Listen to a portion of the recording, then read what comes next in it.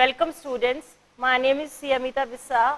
I am teaching you Accounting for Management, and under today's lecture we are going to discuss in detail the conceptual framework of preparation of final accounts. Final accounts are the basic fundamental to understand any financial statement of a business entity. So let us first understand what do we mean by financial statements. Financial statements are those statements and the statements which represents financial health of a business entity.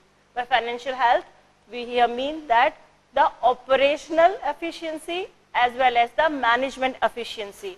So financial statements, as we call them, are representing operational efficiency of conducting the business as well as managerial efficiency. That means how business is being conducted and how it is being managed. These two factors are being reflected in our financial statements. So what comprises of financial statements? Under the conceptual framework of financial statement, we will learn first about the underlying documents comprising financial statements. So financial statement includes balance sheet, P&L account, notes to accounts and annexures thereto forming the part of balance sheet. So under our today's lecture, our main objective is to understand each and every element of financial statement, that the methodology being adopted to prepare them. So students, as we know that the first step under accounting is the recording of the financial statement, then classification of those statements, then summarizing, and the important part which we are doing under accounting is analysis. So preparation of financial statement is important part of analysis of those statements, because when we go into the business sphere, we have to analyze these data. So let us understand the methodology to prepare it. First of all, we will take up the trial balance. Trial balance is the summary of all the ledger accounts which are being reflected at one place. So first of all, we will take the trial balance of a business entity. Then we will segregate those parts which are being reflected as the operational part. That means whatever items are to be shown under trading account are being separated, then the P&L account items will be separated, and finally balance sheet items. So step by step we will prepare all these parts of the financial statements. To begin with, first of all, let us understand the format under which the balance sheet is being prepared. So moving towards balance sheet, we have to prepare first trading account. So trading account is being prepared for a period ending trading account for the year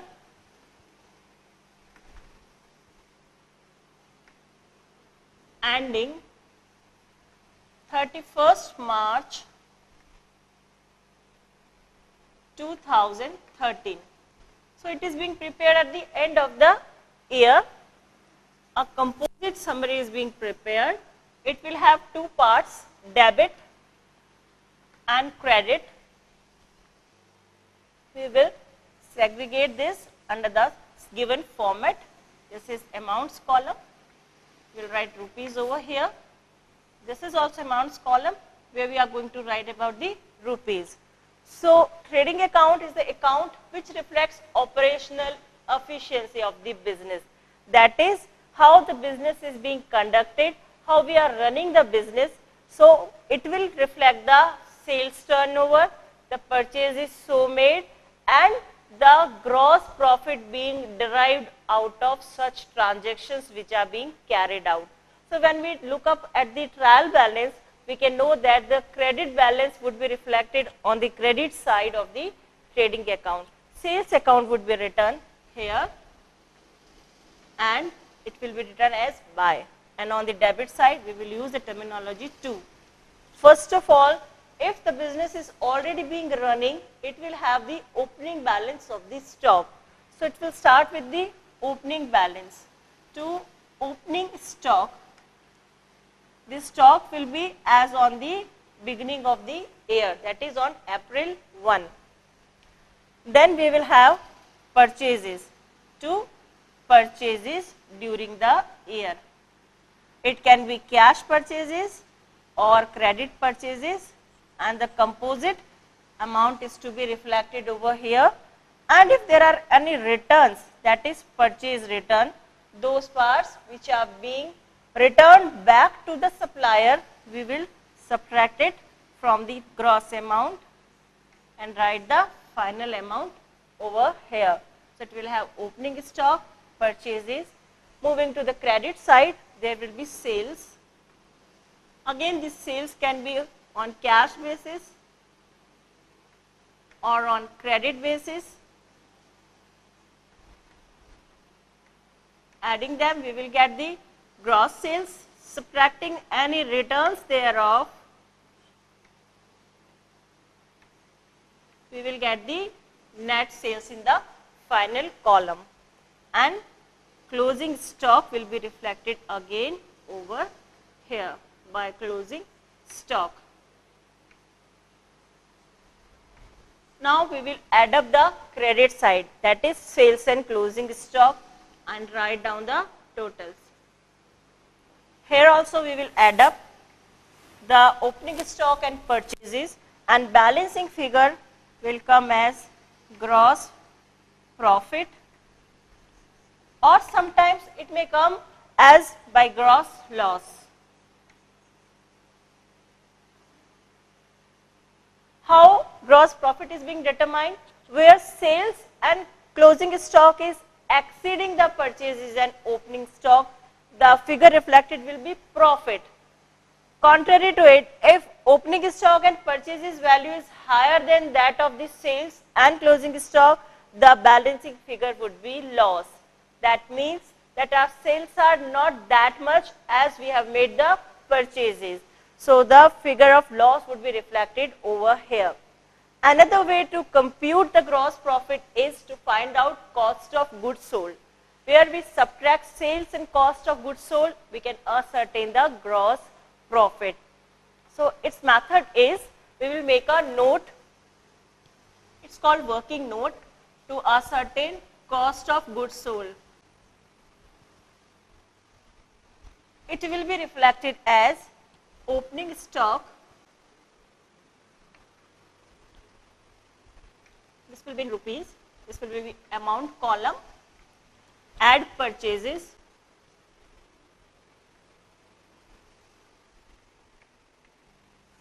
less closing stock. It will be a minus amount. The figure we are getting is cost of goods sold.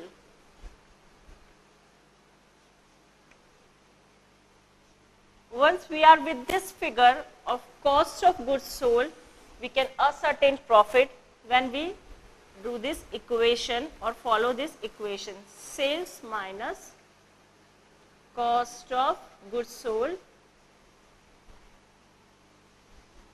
is equal to gross profit.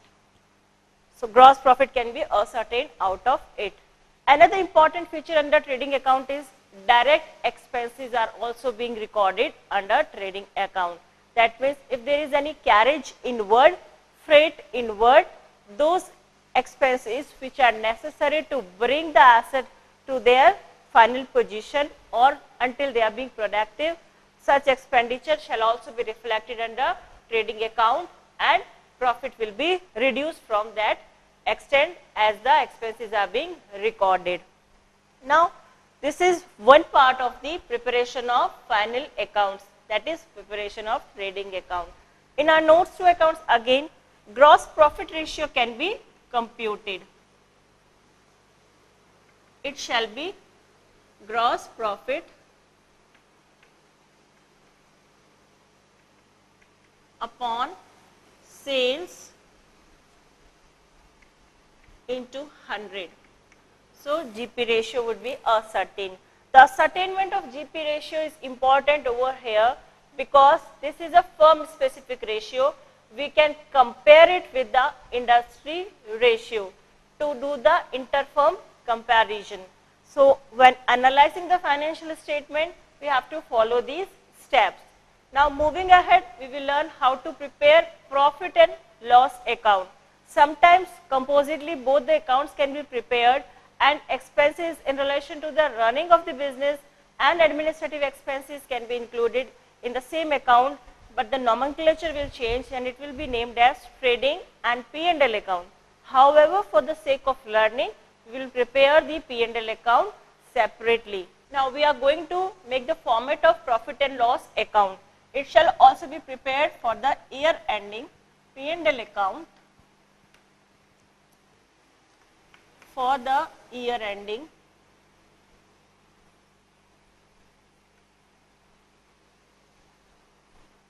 31st March 2013. It shall again have the two columns, that is two divisions, one credit and one debit.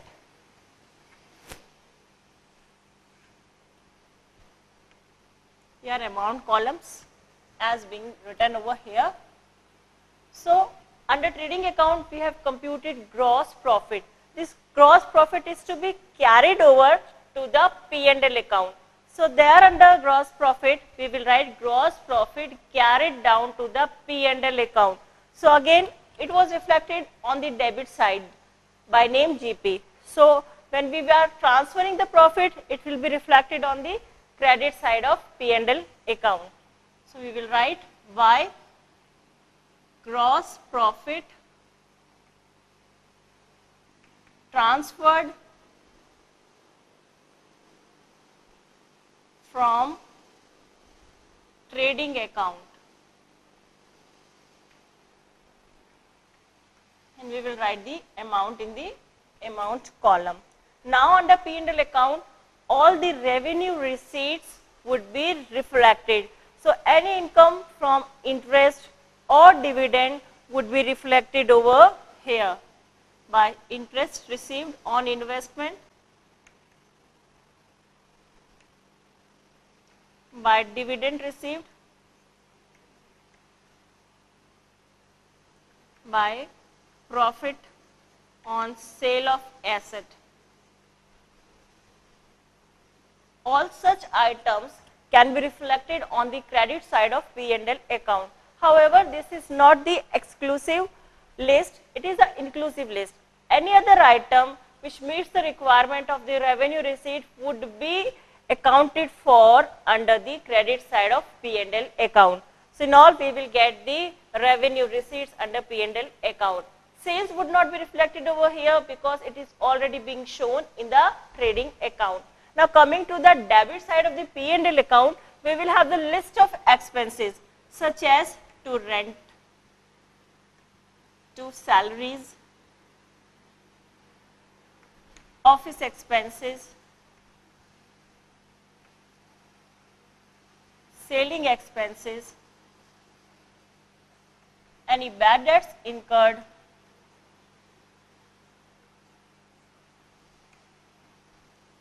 any freight being paid, postage, stationery, and then we will do the totaling of both the sides.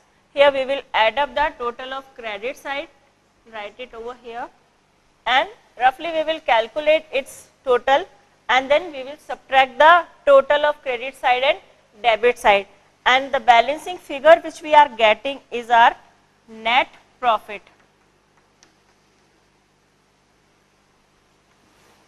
Net profit means the profit earned by carrying out the business activity. It not only includes the operational profit, but also includes the expenditure which are being reduced for running day-to-day business activity. So, administrative expenses, selling and distribution expenses, and all those indirect expenses which are being necessary for running the business shall be subtracted from the gross profit so earned, so that we can ascertain the net profit of any business entity. Now, what happens to this net profit? it shall again be carried forward and added to the capital account. We are considering that we are preparing the balance sheet of an individual. Individual means the sole proprietor. One person is being the person responsible for carrying out the business. So we will add up this profit to the capital of that very person. If it is a partnership firm, then as per the ratio, that is profit sharing ratio being determined by the partners, this profit will be transferred accordingly. For example, the profit is 50,000 and the ratio of distribution of profit is 3:2. So partner A will get 30,000 of the profit and partner B will get 20,000 of the profit, and it will be added to their respective capitals.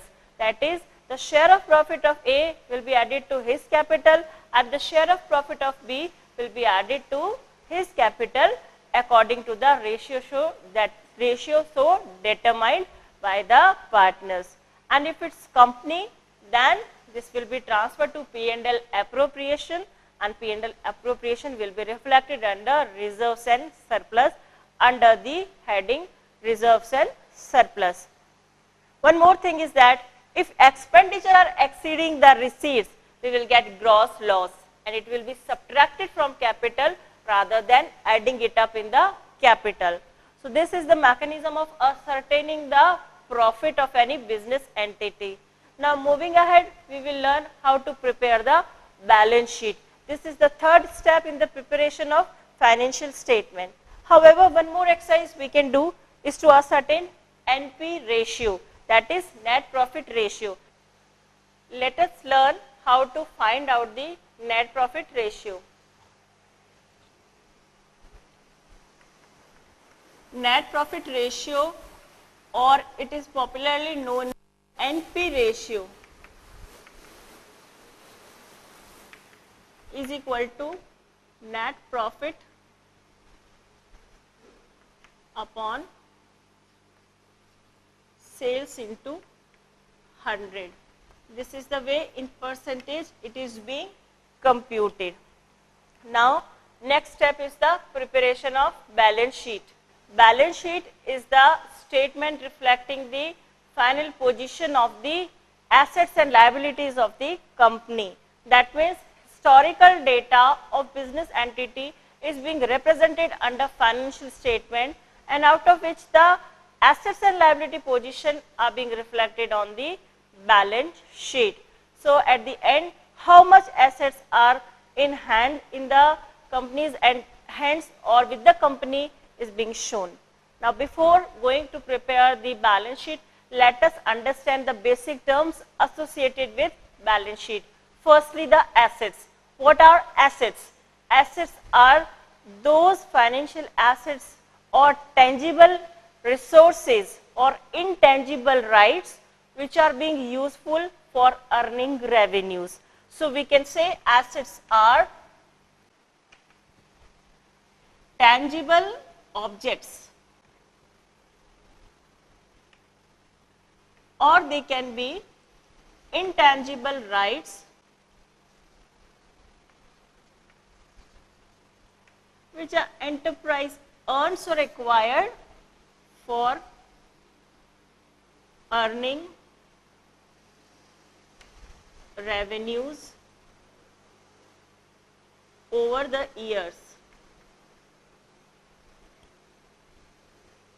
While liabilities are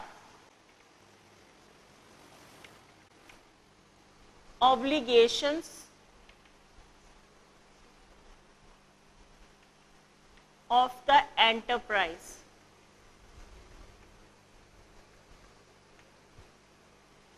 So here again we will go to assets. Assets, as we tell them or as we refer them as tangible objects. Tangible objects are those objects which can be touched or felt, and intangible rights are those rights which we cannot touch, but they have the value in terms of business. They help in creating the revenues. So again, under asset there are further classification. Assets can be of two types: fixed assets or current assets. And liabilities again They can be of two types, long-term liabilities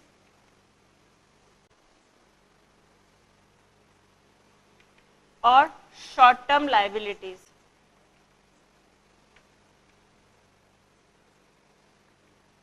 So when we prepare the balance sheet on the asset side, that is left hand side of the balance sheet, we will reflect all the assets.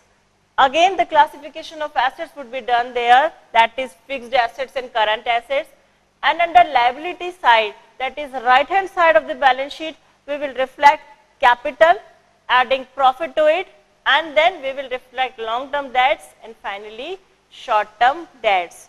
So short term or long term debts will include loans, debts, current liabilities.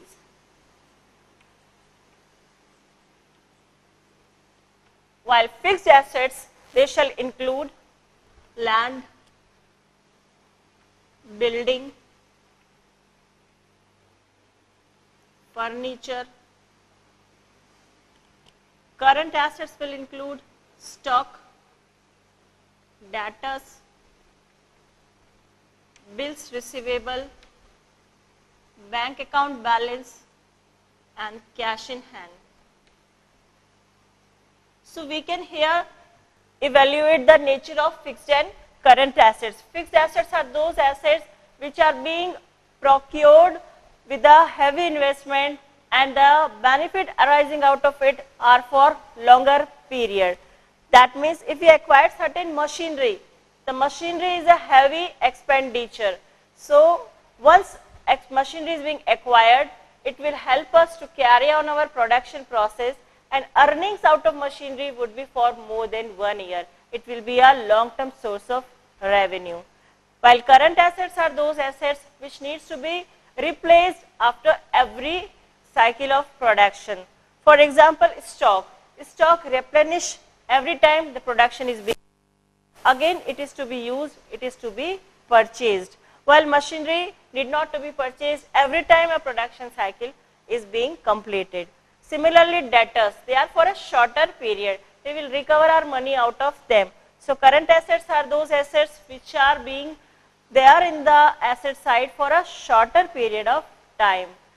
So this is a classification of assets and liabilities. Now let us learn how we are going to reflect it in the balance sheet. Now this is the format of balance sheet which we are going to prepare. Balance sheet is being prepared as balance sheet as on. It is specific. The date would be mentioned as on 31st March 2013. There will be two sides. Here they will not be assets, they will be assets and liabilities, but not the debtors and credit side. So this side will show assets, while this side will reflect the liabilities. And these are amount columns. So here we will write the distinction. Firstly, the fixed assets. Here it will have land, building, furniture, machinery, and this list is not an exhaustive list, it is inclusive. Many other fixed assets can be there. Then there will be current assets, that is stock, debtors, bank balance and cash. This will add up the total value. On the liability side, again there will be capital account first. In the inner column we will write here capital account. We will add net profit, which is being determined in the P&L account. Then in the final column we will write the capital amount. Then we will have with us liabilities, that is loans. Then current liabilities would be reflected,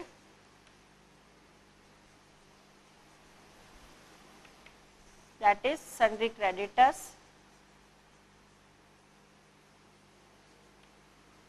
and bills payable. We will add it up. So the total of asset side and liability side should be equal. When both the sides are equal, we can be ascertain that our arithmetical accuracy as well as principles applied for the preparation of financial statements are being correct. Again, on the notes to accounts, we will find out the current ratio. It is a ratio where current assets are being divided by current liabilities. Ideally, this ratio should be 2:1. Any change in the actual data would reflect the position, that how well the liquidity position is being maintained in the company. Liquidity means that how much cash is being available with the company or easily convertible assets are there so that the short-term obligations can be paid off. Then we can again have quick asset ratios with us, where quick assets upon current liabilities are being ascertained.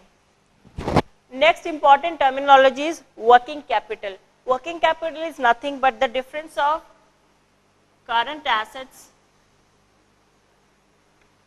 and current liabilities. So in our balance sheet, we are having the current assets as this much. Suppose this total amount comes to be 40,000 and current liabilities are 20,000. So our working capital would be 40,000 minus 20,000 would give us the working capital figure to be 20,000. The current ratio will come as 2:1, that is 40,000 divided by 20,000. And under quick ratio, stocks are being eliminated. The methodology of preparation of financial statement, that is preparation of trading account, then ascertaining gross profit, ascertaining GP ratios, preparation of P&L account and ascertaining net profit, transferring it to the capital account, ascertaining the NP ratios. We have learned to prepare the balance sheet. Then this balance sheet should be equated and further accounting ratios are being computed in relation to liquidity. However, certain other ratios can also be computed, that is based on solvency and turnover, which we will learn under the lecture ratio analysis. They are the general information which are being reflected under accounting ratios, so we have computed them.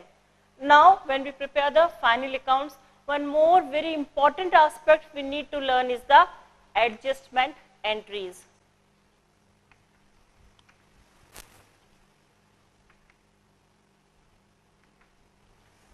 Now, what are these adjustment entries?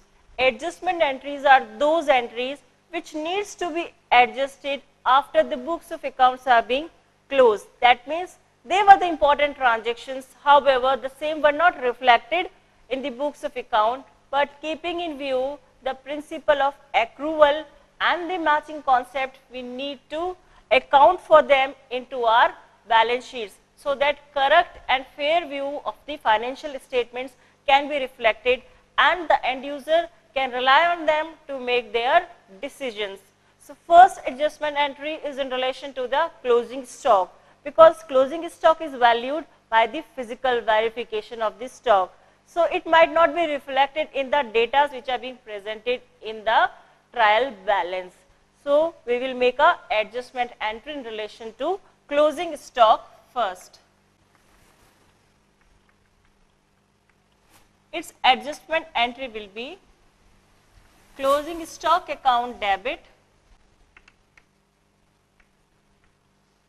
to trading account. and it will be reflected on the credit side of trading account. Then and then only we would be able to ascertain the gross profit. However, this information is generally being given and we account for the closing stock in the trading account, but the adjustment aspect has to be written in the notes. Second adjustment entry is in relation to the outstanding expenses.